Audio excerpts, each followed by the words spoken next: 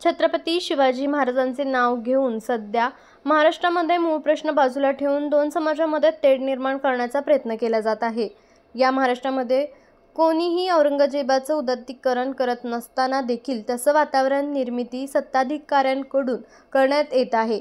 त्यामुळे यशवंतराव चव्हाण यांच्या विचाराला बाजूला ठेवून समाजामध्ये वितुष्ट आणण्याचे काम छत्रपती शिवाजी महाराजांचे नाव घेऊन सत्ताधिकाऱ्यांकडून व काही लोकांकडून करण्यात येत असल्याचा आरोप राष्ट्रवादी शरदचंद्र पवार गटाचे विधान परिषदेचे आमदार शशिकांत शिंदे यांनी केले आहे। सुदैवाने महाराष्ट्रामध्ये चव्हाण साहेबांचा विचार पुरोगामी विचाराला बाजूला ठेवून ज्या पद्धतीने सध्या राज्याची परिस्थिती आता विधानसभेचं अधिवेशन चालू आम्ही बघतोय, हे छत्रपती शिवाजी महाराजांचा आदर महाराष्ट्रामध्ये सगळ्यांना आहे आणि औरंगजेबाचं कोणी उदात्तीकरण करत नाही ही भावना सगळ्या महाराष्ट्रातल्या जनतेची आणि सर्व सातारकरांची सुद्धा आहे।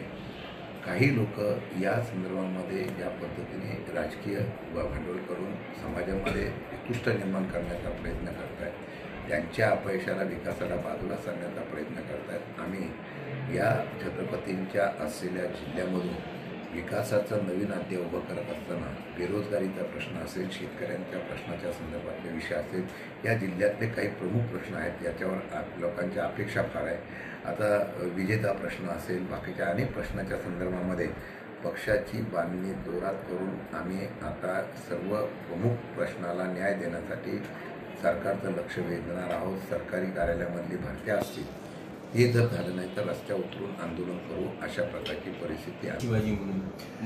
नाही, असं आहे की पक्षाच्या धोरणातून आम्ही ठरवलं की आता राष्ट्रवादी काँग्रेस पक्षाचा प्रत्येक कार्यकर्ता पहिलं जय शिवराय म्हणे, कारण हा महाराष्ट्राचा अभिमान आहे। छत्रपती शिवाजी महाराजांचं पहिलं नाव घेऊन कावऱ्याला सुरुवात करायची आणि त्यांचा आदर्श ठेवून काम करायचं, म्हणून जय शिवराय अशा प्रकारची पहिली घोषणा होणार आणि प्रत्येकजण संभाषण करताना बोलताना जय शिवराय बोलतील, अशा प्रकारची आम्ही सूचना केली आहे। मग आजपर्यंत काय शिवाजी महाराजांच्या बद्दल आदर नव्हता का? आत्ताच का गरज निर्माण झाली?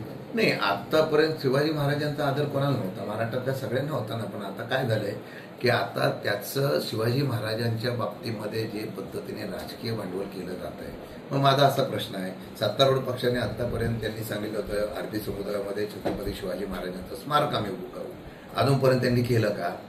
म्हणजे असा विषय आहे, आम्हाला आदर्श छत्रपती शिवाजी महाराजांचा आहे आणि तो आदर्श कार्यकर्त्यांच्या नसानसामध्ये लढण्याचा उभा राहावा, म्हणून आम्ही आता त्यांची स्फूर्ती जागृत व्हावी म्हणून जय शिवराय आम्ही करतो। मगाशी तुम्ही म्हणला की सत्ताधारी एकमेकांच्या खुर्चीखाली बॉम्ब ठेवून तयार आहेत, फक्त वाद पेटवायचं बाकी आहे, नेमकं काय? नाही, आता त्यांच्यामध्ये एक वाक्यता कुठं दिसते, राज्याचा आर्थिक संकल्प अर्थसंकल्प अधिवेशनामध्ये आम्ही बघतोय, आर्थिक बजेट बघितलेलं आहे, सगळं केलेलं आहे।